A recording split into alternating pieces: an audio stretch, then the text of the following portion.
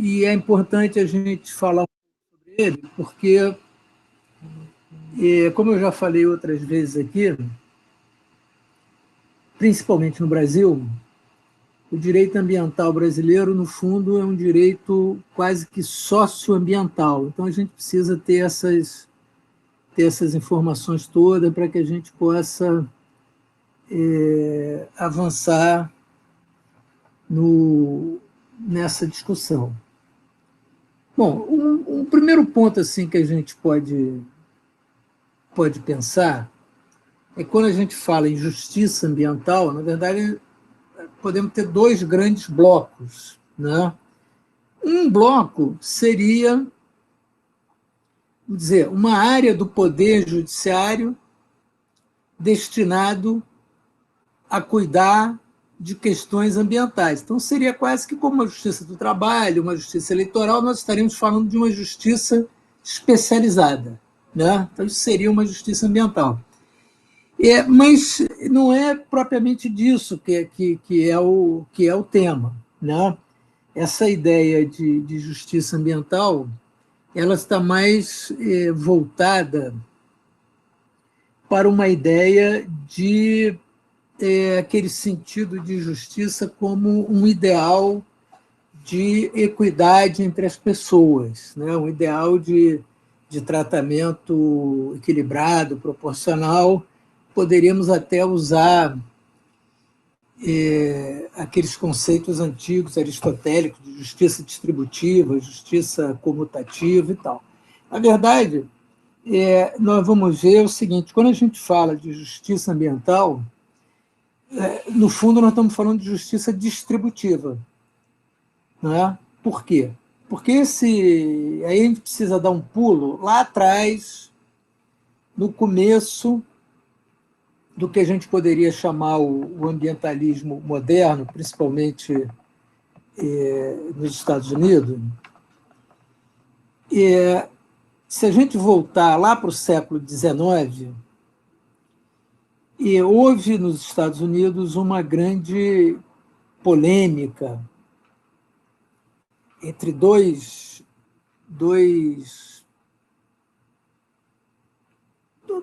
na verdade, podemos botar umas três pessoas, né? Umas três ou quatro pessoas que levantaram essas questões. Mas o debate mais importante foi um debate entre um sujeito chamado Clifford Pinchot e um chamado John Muir.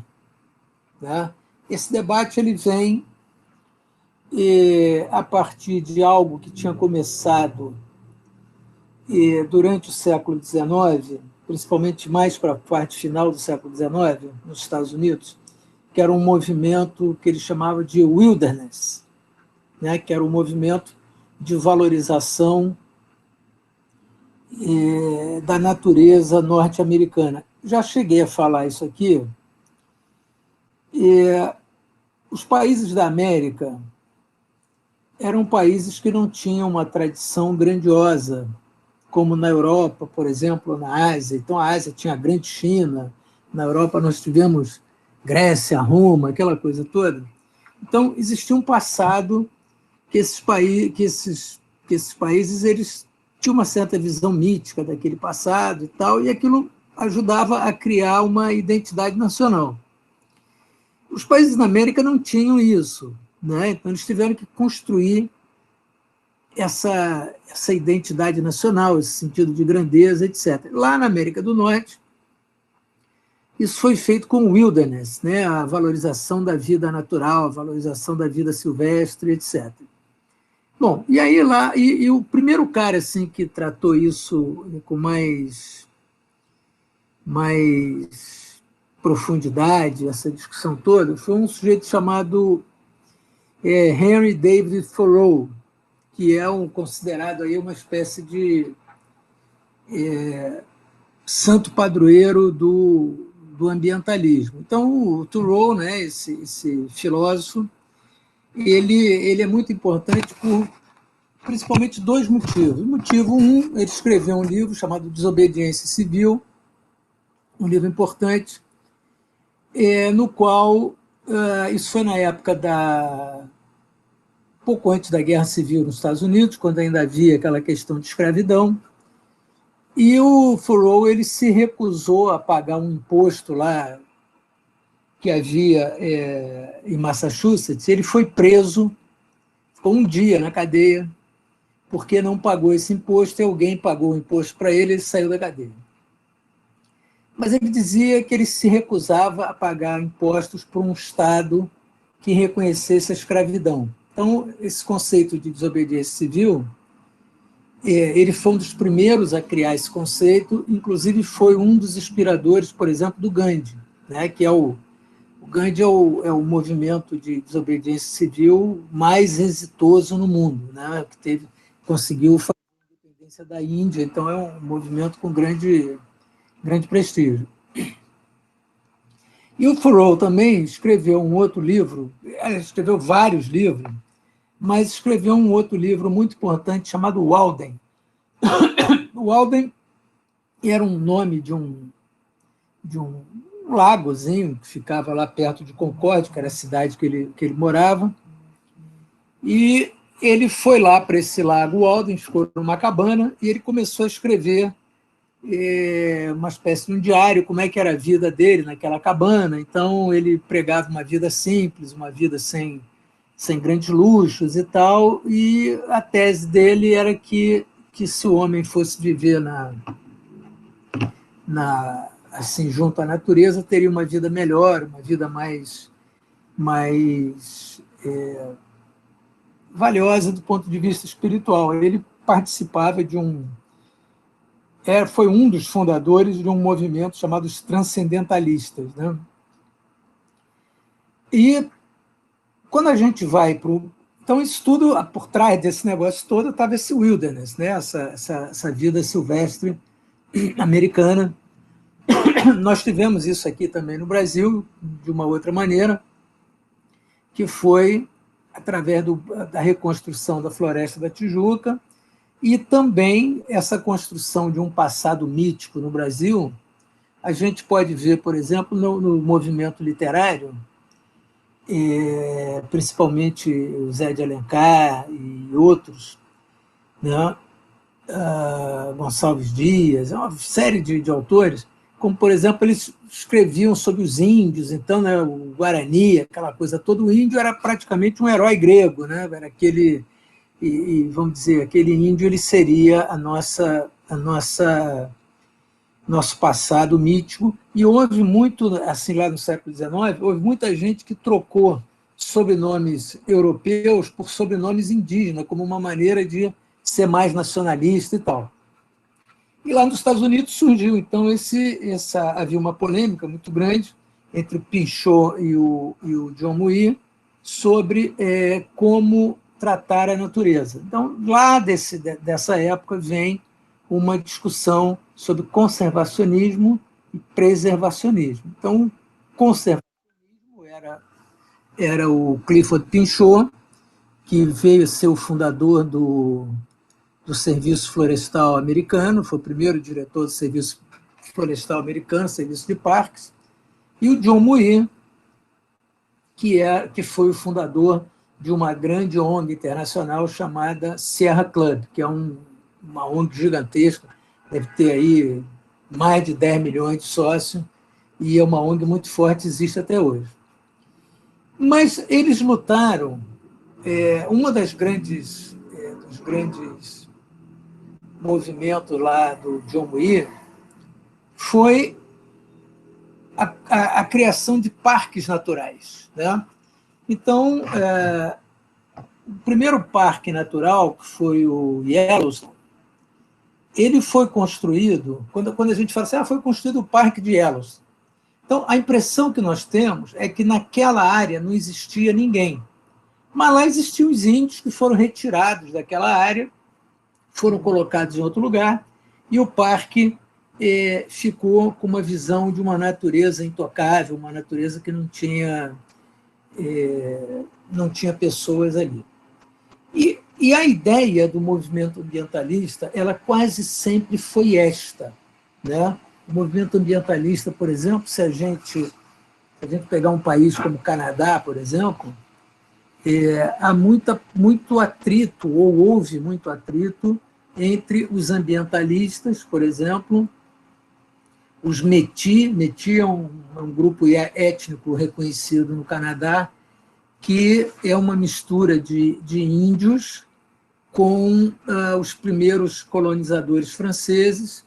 E esses Métis, eles vivem tradicionalmente, a vida deles era trocar pele de animais com os europeus que chegavam no Canadá. Não podemos esquecer que o Canadá foi descoberto por volta de 1200 e pouco pelo Leif Erikson, que foi um navegador dinamarquês.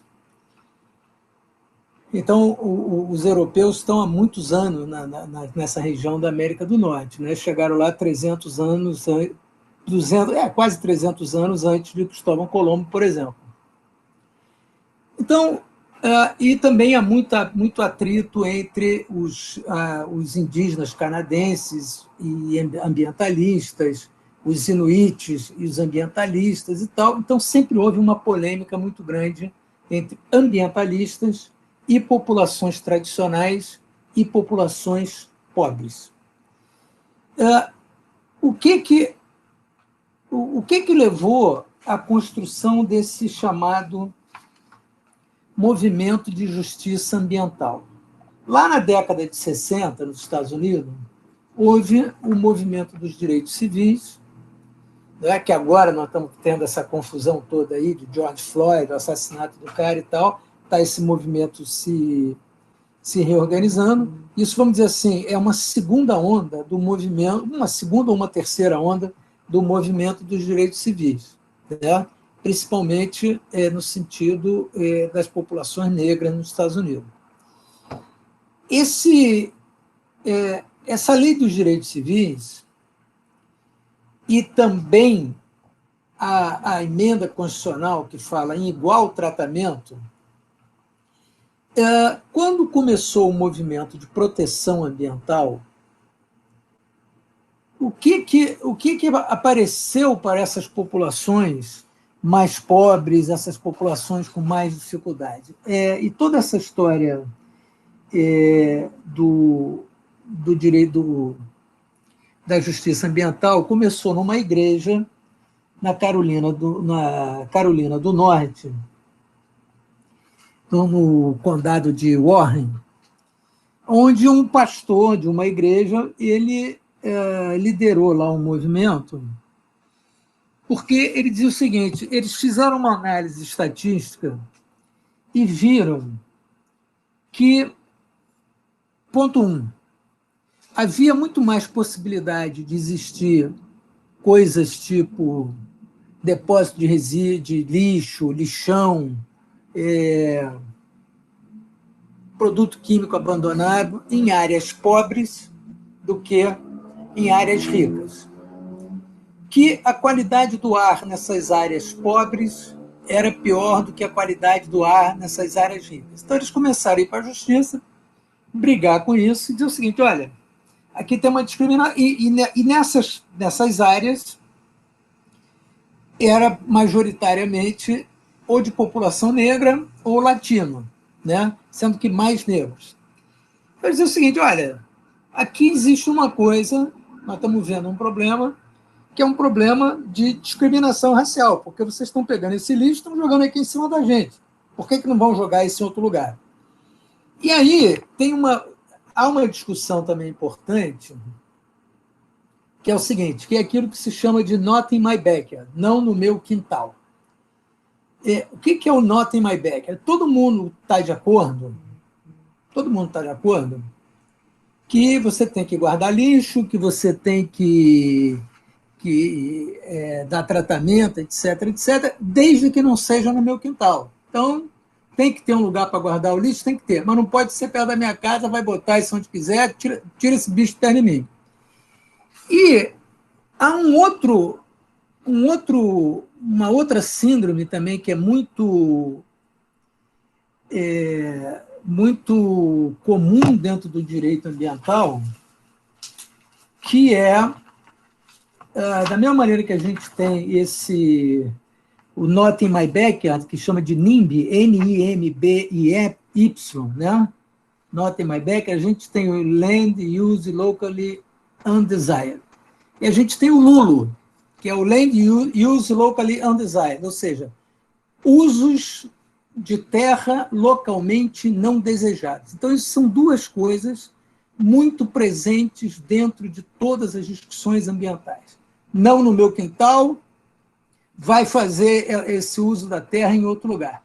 Para onde que isso ia? Ia sempre para as populações pobres. Né?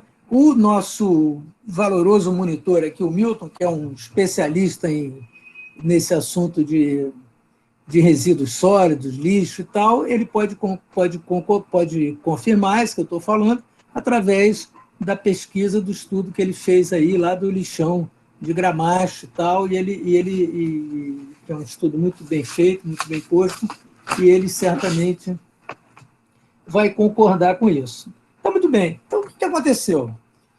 Dentro dessa confusão, então, se criou esse conceito do racismo ambiental. Por quê? Porque também boa parte desse chamado movimento ambientalista, né, como nós conhecemos, eram movimentos, originariamente, movimentos de classe média branca nos Estados Unidos. Né? E esses movimentos... Aí, o que acontecia?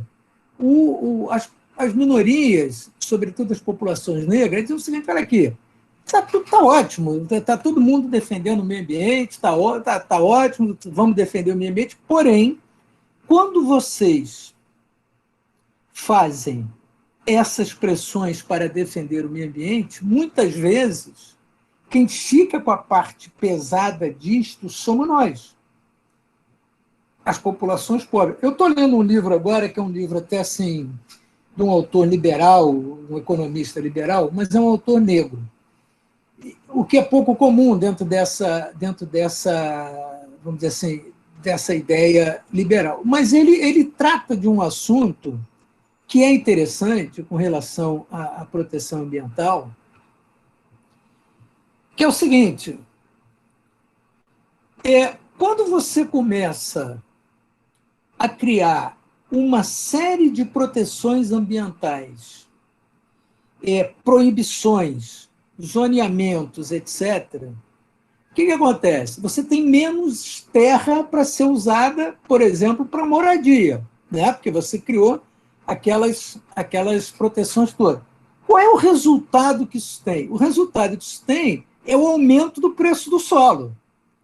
Né? Fica mais caro você construir, porque você tem menos terra disponível, essa terra fica mais cara. Aí eu quero dizer o seguinte, olha, quem paga essa conta é o pobre, porque fica mais cara a terra para ele não tem acesso, e acaba que ele fica tendo condições piores de moradia. Então, esse movimento da justiça ambiental, ele tenta colocar esse patamar de discussão.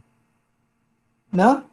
E aí, por que ele é um movimento, se a gente voltar para aquilo que eu falei no começo, por que ele é um movimento de justiça distributiva? Porque qual é o ponto? Qual é o ponto que o movimento de justiça ambiental ele se fixa? Ele diz, olha, há uma distribuição desproporcional das cargas negativas dos empreendimentos. Por quê? Digamos que nós tenhamos um empreendimento que seja desejado ou que será útil para a maioria da população. Por exemplo, um tratamento de resíduo. É uma coisa que é útil para a população, porque tem que ter um lugar para tratar o resíduo. Então, ok. Né? Teoricamente, a sociedade tem um ganho, tem uma colocação positiva nisso. Mas, como toda atividade humana, ela tem um lado positivo e um lado negativo. O que acontece? Aquela carga negativa, aquele monte de caminhão circulando, aquele cheiro característico, chorume, poeira, etc., fica mais focado nas populações que estão morando em torno daquele empreendimento. Então, há uma desproporcionalidade na carga. Ou seja, um benefício para a maioria significa, muitas vezes, um sacrifício enorme para uma pequena comunidade. Então, aí a gente tem uma questão de justiça distributiva. Porque o que é justiça distributiva? É você tentar equilibrar a distribuição das diferentes cargas. Né? Nesse caso tratado pela justiça ambiental, isso não acontece. Então, houve muitas ações nos Estados Unidos buscando essa questão, ações judiciais, né? muito litígio judicial buscando isso. Só que, a partir de um certo momento,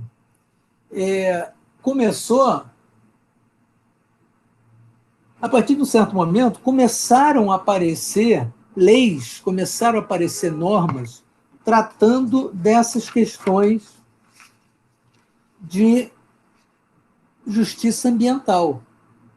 Então, por exemplo, a Agência de Proteção Ambiental dos Estados Unidos, que seria o nosso IBAMA, vamos dizer, a Agência de Proteção Ambiental dos Estados Unidos diz assim: justiça ambiental é o tratamento justo e o envolvimento relevante de todas as pessoas, independentemente da raça, cor, origem nacional ou renda, com relação ao desenvolvimento, implementação e enforcement, né, e aplicação das leis ambientais, dos regulamentos e as políticas.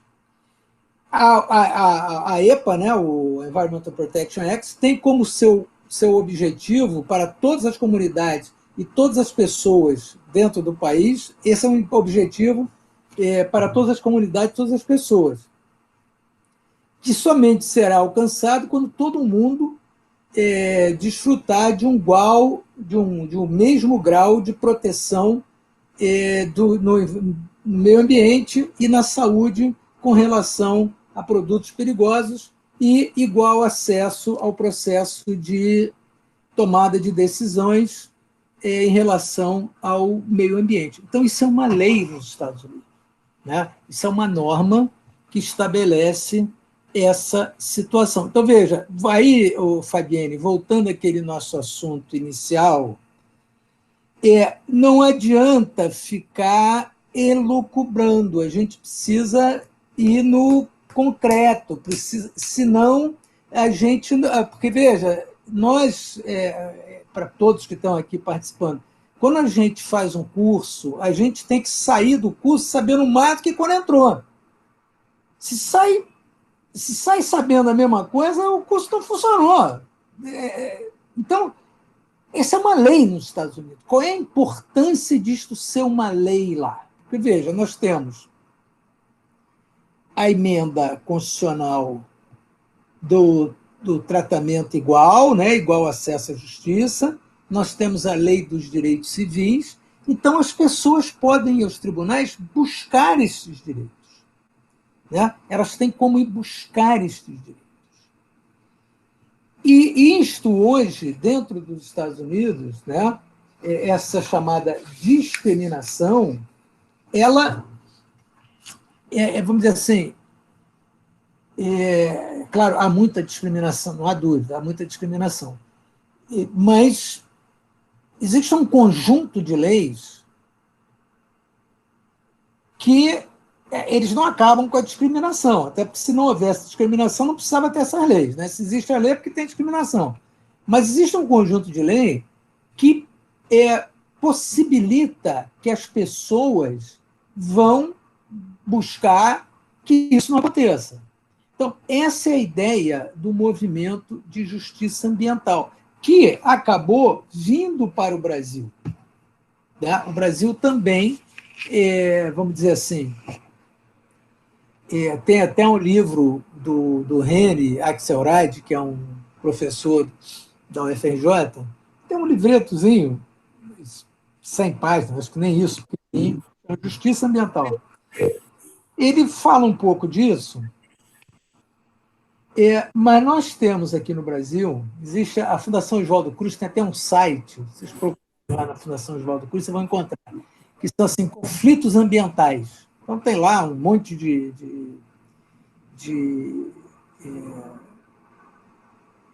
lugares que eles identificaram com problemas, com confusões ambientais, conflitos, e esses conflitos ambientais eles estão dentro desse contexto de justiça ambiental. E talvez o primeiro marco assim, que a gente possa ter no Brasil com relação a isso, se não o primeiro, mas pelo menos um dos mais importantes e que ganhou uma dimensão muito grande, foi o Chico Mendes. Lá com relação a Acres, seringueiros, etc., ele fazia esse... Não se chamava justiça ambiental, não era essa a colocação que havia no momento, mas ele tinha, através do movimento de empate, né? O que era o movimento de empate? Era um movimento pacífico, que era feito lá pelos seringueiros, impedindo que se derrubasse floresta. Ele acabou assassinado, mas era, vamos dizer assim, muito próximo a esse movimento chamado de justiça ambiental. Na verdade, se a gente examinar o direito ambiental brasileiro, nós vamos ver que ele é muito mais um direito socioambiental do que propriamente só ambiental. Por quê? Porque nós temos uma quantidade tão grande de problemas sociais que acabam que se misturam com esses problemas ambientais. Por exemplo, ocupação de área de preservação permanente, margem de rio, topo de morro. Por que as populações vão construir casa em margem de rio, topo de morro? Simplesmente porque é mais barato, porque a terra é mais barata, porque ele consegue entrar naquela terra, porque ele não tem... É uma coisa, vamos dizer, o acesso é mais imediato. Então, esse direito socioambiental que nós temos no Brasil, que leva em consideração essas questões todas, ele é, de certa forma, uma visão brasileira desse chamado movimento de justiça ambiental. Não é? Agora, se a gente pegar, por exemplo, Duque de Caxias, o Milton tem lá esse trabalho que ele fez na dissertação dele de mestrado sobre o aterro de Gramacho, mas lá existe um caso, por exemplo, de contaminação química,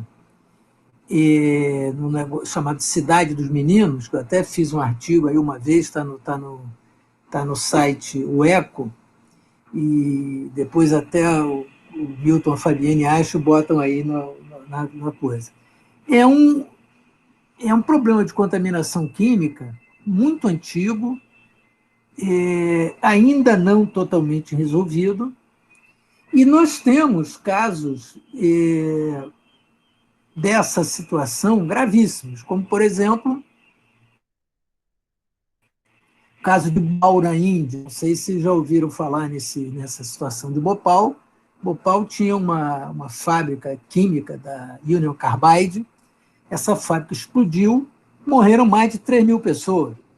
Um negócio assim completamente absurdo, não é? E até hoje existem polêmicas lá com relação a isso. Nós tivemos aqui um caso também muito sério que aconteceu pela década de 80, chamado Vila Socó, que também foi uma explosão de um gasoduto da Petrobras, um negócio horroroso, né?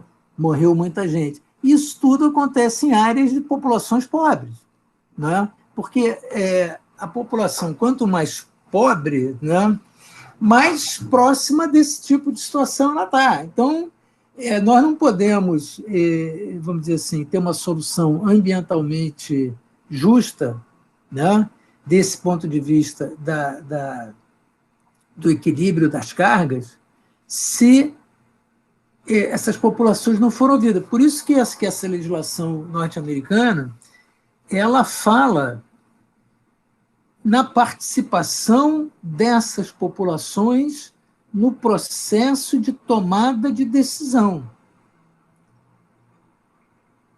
Porque, ainda que não caiba a essas populações decidir, mas elas precisam participar do processo de tomada de decisão. E, muitas vezes, não é aceita a solução que é dada pelo órgão ambiental com relação à implantação de um projeto aqui ou ali, seja pelos efeitos sociais, pelos efeitos ambientais ou mesmo efeitos econômicos. Então, essa é a ideia dessa coisa da justiça ambiental. Tá? Esse movimento hoje ele acontece no mundo inteiro, né? Principalmente nos países do chamado terceiro mundo. Nós também não podemos esquecer que o Brasil tem uma marca muito negativa de assassinato de líderes ambientalistas, pessoas que se dispõem a proteger o meio ambiente e essas comunidades pobres, essas comunidades que vivem realmente com muita dificuldade. E o Brasil aí está em primeiro, se não me engano, está em segundo lugar. Acho que o primeiro lugar no mundo é a Índia e o segundo lugar é o Brasil em termos de assassinatos, etc., e sumiços do pessoal que faz que procura, vamos dizer, trabalhar em defesa dessas populações aí que realmente passam muitas dificuldades com relação a isso. Então, a ideia da justiça ambiental é essa. Agora eu vou deixar aqui, se alguém quer fazer alguma pergunta, a gente debater um pouco isso. Eu já vi que o chat aqui está animado, tem 14... tem 14... Olha aqui, mapa de injustiças e conflitos ambientais, criado pelo Marcelo Fipo de Souza Porto, faz parte desse projeto, escreveu um livro muito bom chamado Ecologia Política dos Riscos. Esse livro eu não conhecia, mas é isso. Exatamente esse site.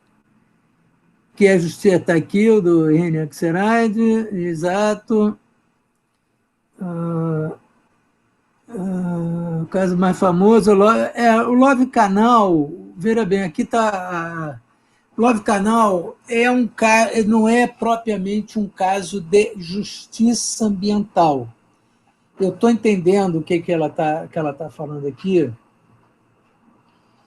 O Love Canal é uma população que, vamos dizer assim, se rebelou lá, que protestou contra... Aliás, teve até um filme aí, recentemente, sobre isso, protestou contra condições de água subterrânea, muito, muito ruim, mas o Love Canal não era uma população de minoria.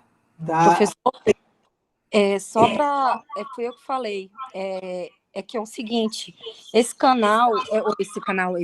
caso, na verdade, ele foi, eu trabalhei com ele na dissertação, na verdade eu trabalhei com a questão do refúgio ambiental e a injustiça ambiental como mecanismo de acionar essa mobilidade, e aí eu trabalhei esse caso como sendo o primeiro, por quê?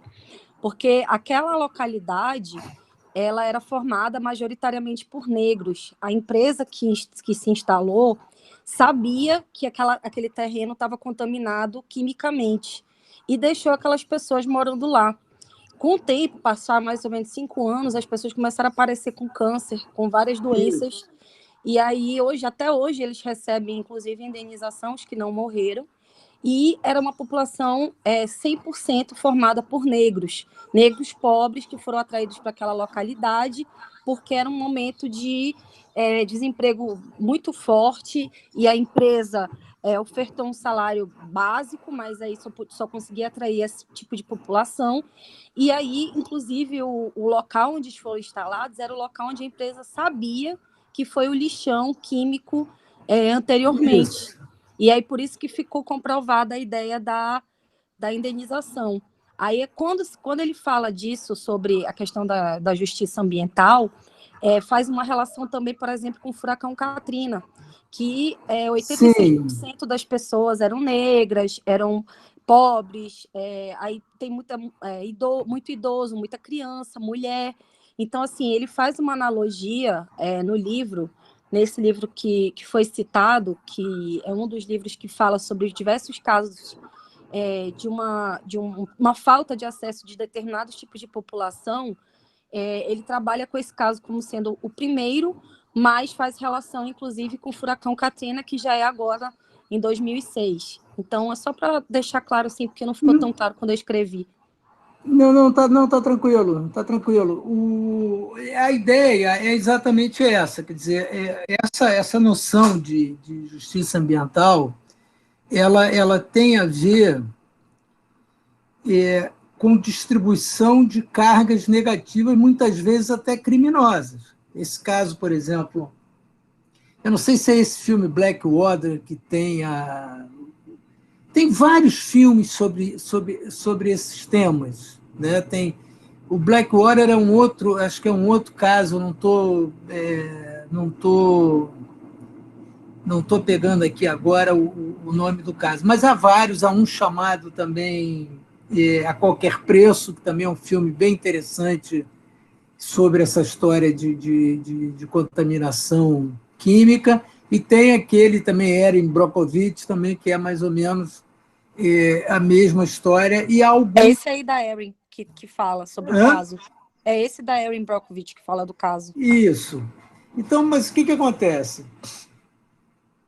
A ideia é essa, quer dizer, a ideia desse movimento de justiça ambiental é uma distribuição desproporcional de cargas negativas em determinadas populações de projetos. Nesse caso que desses despejos irregulares, ele é muito parecido com o caso de Duque de Caxias, com o caso da Cidade dos Meninos, né? Porque é a contaminação de solo. Aí teve um outro problema também que aconteceu nos Estados Unidos, que vem um pouco dentro dessa linha. A contaminação de solo nos Estados Unidos é um problema muito complicado. Por quê? Porque eles usam muitas águas subterrâneas. E nós vamos acabar entrando nesse mesmo tipo de problema e não estamos dando a devida atenção a essa questão de descontaminação de subsolo. Então, o que ocorre? Quando eles, dentro desse movimento da década de 70, surgiu lá uma lei chamada Lei do Superfund, que era uma lei parecida com a nossa lei de Política Nacional de Resíduos Sólidos. A ideia era descontaminar todo o solo dos Estados Unidos. Aí chegaram à conclusão que o custo seria inviável, não haveria como descontaminar aquelas áreas todas que foram identificadas, e eles passaram para uma tentativa de gestão dos problemas ambientais e não gestão do solo e não propriamente de limpeza. Agora, quando eu estive o ano passado dando mais aula nos Estados Unidos, aí, por exemplo, o Rio Colorado ou Mississippi, um dos dois, agora me fugiu, esse rio não chega mais no mar. O consumo de água do rio é tão alto e o assoreamento nas margens é tão alto que o rio não chega mais no Golfo do México. Tá? Porque boa parte dessa água, por exemplo, vai para Las Vegas, Las Vegas é um verdadeiro absurdo, no meio daquele deserto total, é uma cidade gigantesca, com consumo alucinado de água. E aí nós voltamos àquele ponto, quem é que paga essa conta? O caso do Katrina, por exemplo, hoje já se sabe que uma série de obras que deveriam ter sido feitas lá na cidade de Nova Orleans para impedir... porque Nova Orleans é uma cidade que está abaixo do nível do mar. Né? A parte dela está abaixo do nível do mar E na parte mais baixa da Cidade Baixa moram aquelas populações mais pobres. Já sabia que uma série de obras tinham que ter sido feitas ali. A FEMA, que é o órgão lá de combate a enchente, catástrofe, etc., não gastou esse dinheiro e foi aquele Deus nos acuda, um negócio assim horroroso. Então, a ideia que eu estou querendo trazer aqui para vocês é que a gente não pode, quando se trata de problemas ambientais, nós precisamos ter em vista essas situações. Professor, o Haiti, quando O Haiti eles sabem que a placa tectônica choca ali, o Haiti foi violentado ambientalmente falando, então tudo que acontece ali ganha uma amplitude maior, por exemplo, do que na República Dominicana, porque não há preocupação em estruturar o Haiti, que já foi vilipendiado, né, por tanto tempo, colonizado, etc. E aí, quando acontece o terremoto, todo mundo se pergunta, mas por que a cidade foi para o chão de novo? Porque quando se constrói, não se constrói pensando em uma alternativa como se faz no Chile, no Japão. E por quê? Porque ali está a escória. Ali ninguém se importa com o que vai acontecer no futuro. Se remedia ali na hora e acabou. Então, o caso do Haiti, que você está falando, ele tem um dado curioso, que se nós analisarmos o terremoto que houve no Chile e o terremoto que houve no Haiti, mais ou menos com a mesma escala de intensidade do terremoto, a diferença do número de mortos e de destruição material é absurda, né? Uma coisa assim completamente fora de qualquer parâmetro. Então, aí, o que acontece? Os chamados desastres naturais, eles são naturais até um certo ponto. Não é? A partir dali, a maneira como a sociedade se organiza, a maneira como a sociedade se estrutura, o padrão de vida das pessoas, passa a ser determinante no resultado daquilo. A gente não precisa ir muito longe. Se a gente for aqui em Petrópolis, Teresópolis e Friburgo, há mais ou menos 10 anos atrás nós tivemos aquelas chuvas, iam fazer centenas de mortos, acho que 500 ou 600 mortos, ou mais do que isso. Eu até fiz um artigo sobre isso, sobre esse assunto. Disseram que iam resolver aquilo tudo e tal, e continua a mesma coisa, e tem gente que até hoje ninguém achou, tem gente até hoje vivendo de acordo com os chamados aluguéis sociais, e, de fato, porque, o que é... Claro que era um acidente, vamos dizer, foi muita chuva, é óbvio que a chuva, mesmo que não tivesse nada construído ali, a chuva certamente derrubaria árvores, etc., etc., mas aquele resultado de mortes e tudo, aquilo não é uma questão natural, aquilo é uma questão social, porque simplesmente aquelas pessoas não podiam morar ali, eram pessoas muito pobres, que não tinham condições, as casas eram precárias, ou seja, isso tudo que todo mundo já sabe, a gente não precisa ficar, vamos dizer, recordando aqui. Mas, então, o que a gente tem que ter claro? Não se pode falar de questões ambientais sem considerar as questões sociais, principalmente num país como o Brasil. Portanto, aqui, essa ideia de socioambiental, para nós, brasileiros, é uma ideia muito forte e que me parece que é apropriada, porque nós não temos como resolver um problema sem resolver o outro. Né? Temos que enfrentar os dois ao mesmo tempo. Tá certo? Mais alguma pergunta aí, gente? Milton, fala aí do Gramacho. Bom, professor, tem bastante coisa para poder falar, dá para ficar aqui até amanhã falando de Gramacho, mas eu vou recordar uma parte do trabalho que eu fiz, que o senhor já está cansado de ouvir, já falei umas 30 vezes na banca, durante os encontros e tudo mais, mas tem uma parte do trabalho que eu achei bem interessante, que fala que conversa um pouco com isso que o senhor está falando, da distribuição desigual, né, do encargo ambiental, da externalidade. Então tem um capítulo inicial que faz uma abordagem um tanto quanto histórica, mas que eu gosto bastante, sei que o senhor também gosta de ir um pouco para a história e usar isso dentro do direito, e tem uma parte que vai mostrando todos os lixões do Rio de Janeiro, desde o primeiro, que é na Rua da Vala, que hoje é Rua Uruguaiana. Não sei se todo mundo está na live do Rio de Janeiro, mas acho que a grande parte é do Rio. E ali já era uma parte que era a zona limítrofe da cidade, já era onde a cidade terminava. Era a Rua Uruguaiana, onde estava a população mais humilde, mais pobre, etc. E ali que foi alocado o lixo. Depois o lixo vai para a Ilha de Sapucaia, que hoje é uma parte da Ilha do Fundão, que também era uma parte onde tinha uma população mais humilde. Então foi seguindo, né? Vai seguindo o fluxo daquela parte da sociedade que é menos favorecida. E depois ela passa pelo Caju rapidamente, vai para a Penha, mas na Penha não fica, era o lixão da Penha, foi conhecido como Aterro das Missões, muito rápido, porque a aeronáutica vetou na época, porque atrapalhou o aeroporto internacional e etc. Parece que era uma linha de voo que passava ali.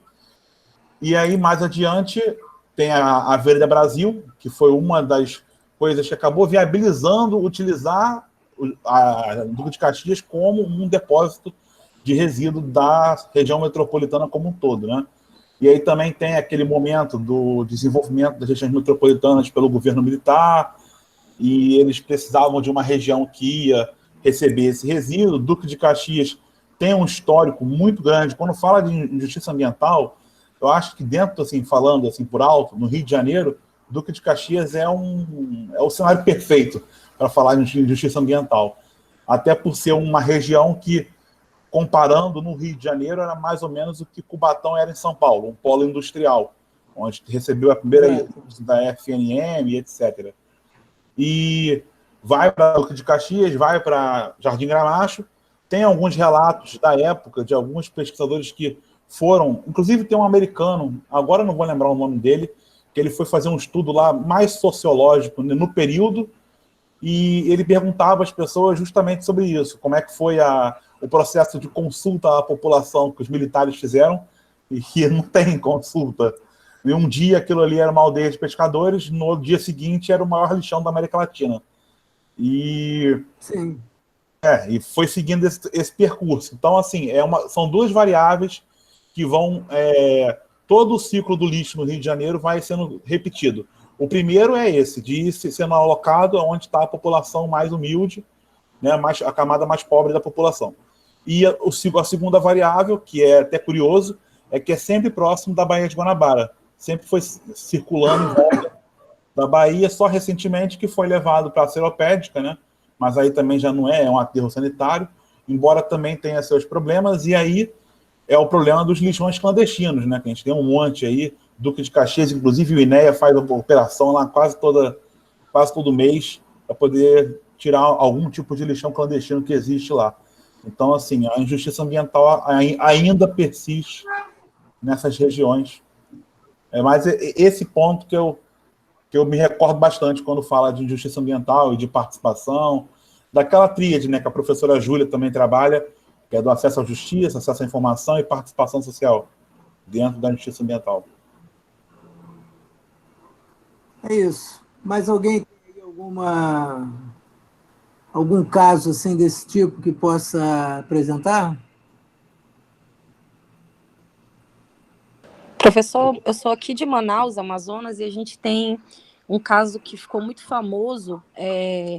Aqui na beira do rio tem uma região que era dividida, metade era de propriedade do governo do estado, daqui do Amazonas, e a outra metade era de um particular. Só que é uma área que ela criou uma visibilidade com o passar do tempo, porque há um interesse de se construir um porto naquela região. E as pessoas já tinham começado a invadir aquela área. Foi feita uma invasão chamada Monte Oreb aqui. Se vocês colocarem no Google, vai aparecer bastante coisa. Num primeiro momento, Como não tinha nenhum planejamento sobre a construção desse porto, o Estado foi negligente, deixou as pessoas ficarem, não encaminhou essas pessoas para nenhum lugar.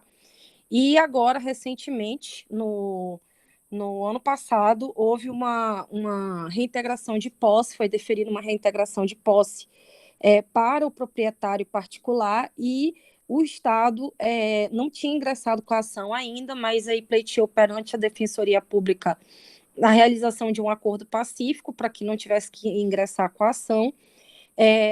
E a justificativa que eles deram inicialmente era de que ali estava se constituindo um tráfico de drogas expressivo.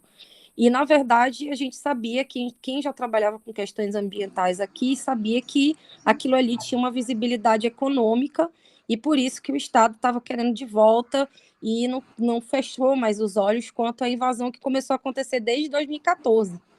Então, vieram com essa teoria de que ali estava se constituindo uma facção nova ligada ao tráfico de drogas e que, por isso, que ia haver o desmantelo daquela população, a desapropriação daquela população, desapossamento, na verdade, e ficou esse impasse durante quase 3 meses. Se não fosse o trabalho da Defensoria Pública aqui, essas pessoas tinham sido despejadas para o meio da rua mesmo, e eles conseguiram fazer um aluguel solidário, que é um aluguel que ficou custeado uma parte pelo Estado e a outra parte por essas pessoas que estão morando lá, que também em outros lugares é chamado de aluguel social.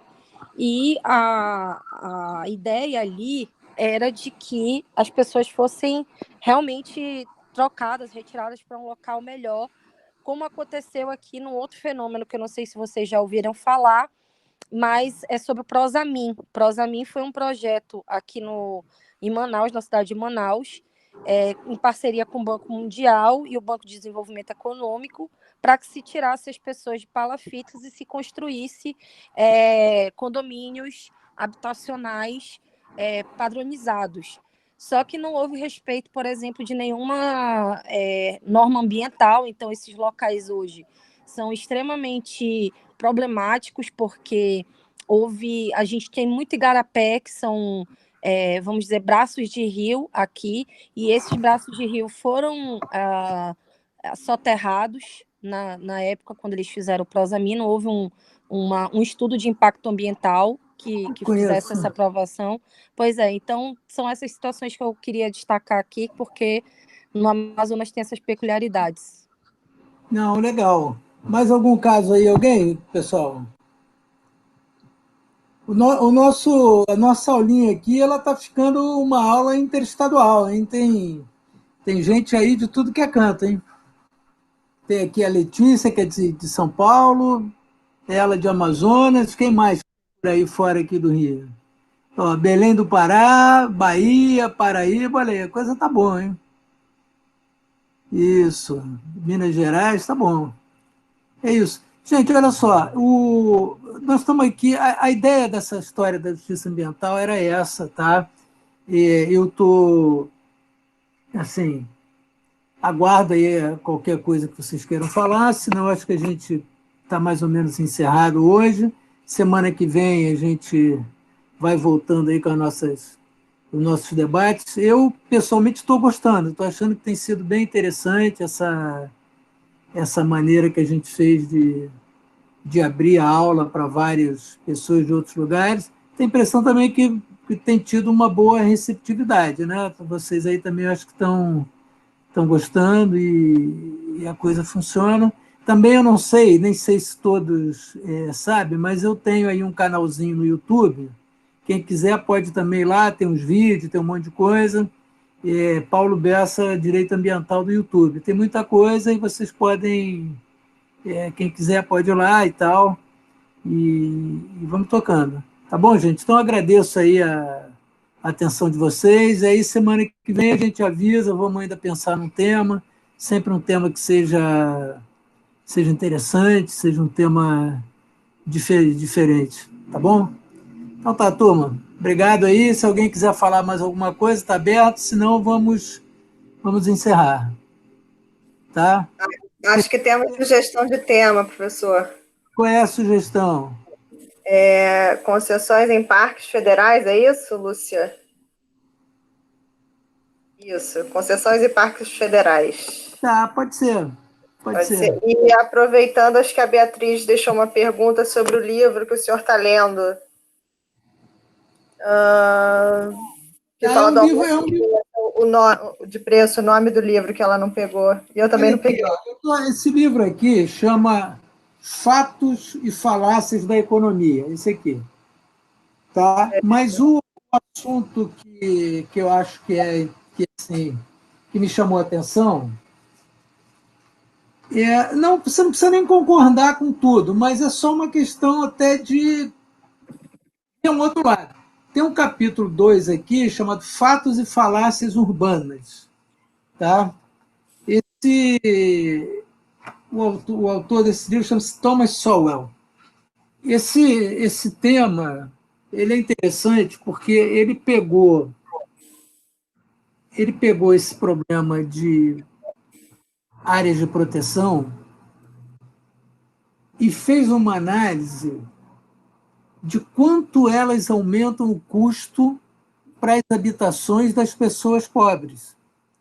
Essa é uma coisa importante para a gente pensar, não é? Essa é uma coisa importante. Quando a gente fala assim, vamos proteger aquela área, vamos proteger aquele parque, vamos diminuir isso, tal, aumentar, mas a gente nunca pensa que isso pode jogar uma carga também nas áreas mais pobres da população, e há uma polêmica aí muito grande que é praticamente insolúvel, que é essa história de área de preservação permanente urbana. Isso é uma questão insolúvel, não é? Porque a área de preservação permanente inicialmente é uma coisa, vamos dizer, rural, inicialmente é uma coisa de códigos florestais, mas elas acabaram entrando para a área urbana, normalmente beira de rio,